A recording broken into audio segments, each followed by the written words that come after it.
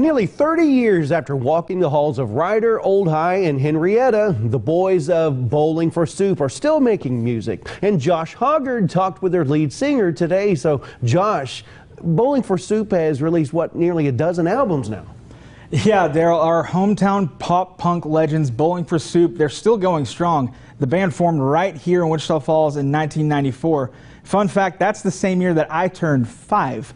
Well, 6 months ago, they released their 11th studio album, and this afternoon, I got to spend some time talking with their frontman, Jarrett Reddick. But it's what he's been up to outside of Bowling for Soup that really grabbed my attention. Nearly 30 years ago, a few local high school kids started a punk rock band.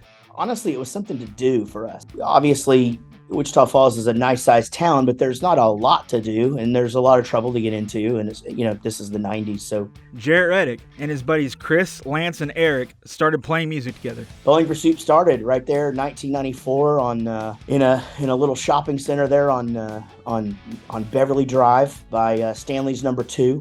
July 3rd, 1994, we played out at Memorial Stadium for the big fireworks display thing, and that was our very first show.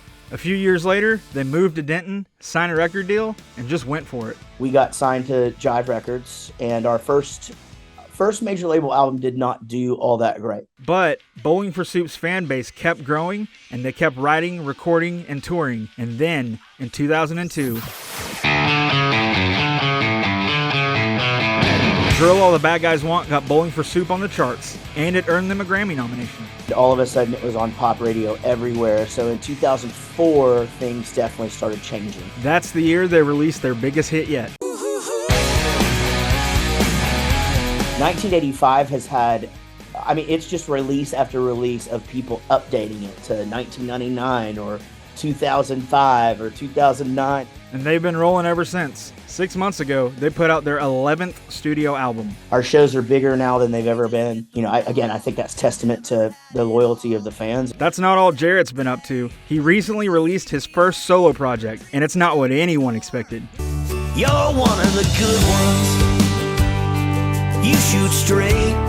Don't adjust your TV. Your ears aren't deceiving you. Jarrett Ray Reddick is a country artist. Well, I always knew I wanted to do a country record, and so the pandemic happened. I was like, yeah, let's just do it. And that's literally how it happened. So what makes a decorated punk rocker go country? Country's just always been there. A huge influence in my songwriting. Bowling for Soup, if you really break it down, songs are stories, and that's all from country. Believe it or not, being raised in a small town in Texas has a lot to do with it. Despite some of the hate I got for the song My Hometown, I'm glad I grew up in Wichita Falls. I draw most of my inspiration for songs and all of that from my childhood, and it was a big part of it. And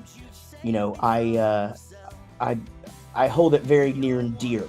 Jarrett said he's proud of where he came from. I grew up listening to KLUR every day to hear what the lunch menu was. Big Jim Russell would tell us who had the lunch of the day. And he said the rest of the boys in Bowling for Soup feel exactly the same. Honestly, what comes up most when we're talking about our hometown is the food. Then we get into the hamburger argument, whether, Gene's Tasty Burger is better than Pat's, and then Pat's is better than Ronnie's. And then it's like, where were the original red tacos? No, that's not right. Definitely would come back in a heartbeat. Of course, I couldn't end the conversation with Jarrett without addressing the elephant in the room. Are they bowling to earn soup, or are they bowling on behalf of soup? I've never said it on TV before, I don't think. So I'm giving you guys, KFDX TV3, giving you guys the exclusive. We are bowling to earn soup because it is what we do for a living. So I'm imagining that soup would be food, money, life. So we are bowling to earn it. However, I have made it very clear that if soup ever needs us, we will be there on its behalf. You're one of the good ones. I couldn't resist. I had to ask. Well, you can check out Jarrett Ray Reddick on Apple Music, Spotify, or wherever you stream music. I'm not going to spoil it for you, but I can confirm that there is a country version of a Bowling for Soup classic on that album. And Jarrett mentions a beloved Texas destination for July 4th and Labor Day activities that you've probably been to. See if you can spot it. And if you want to see more of Jarrett and I's conversation, You can see that a little bit later over on Texomashomepage.com. That's so funny. We can have that same hamburger controversy, topic conversations, and the taco as well. I hope this new album's a smash hit, just like they've seen with Bowling for Soup. That's awesome. Thanks so much for taking us down memory lane, Josh.